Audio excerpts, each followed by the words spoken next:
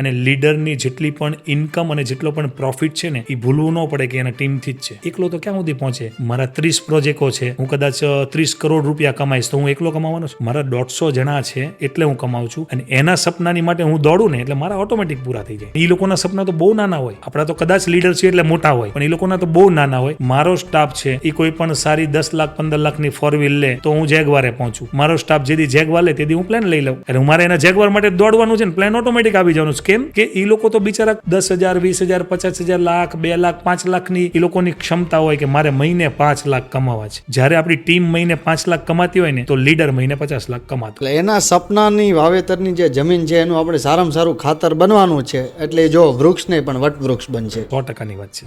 Hello દોસ્તો, જો હજી પણ તમે અમારી ચેનલને સબસ્ક્રાઇબ નથી કરી તો પ્લીઝ તમે અમારી ચેનલને સબસ્ક્રાઇબ કરવાનું નહીં ભૂલો.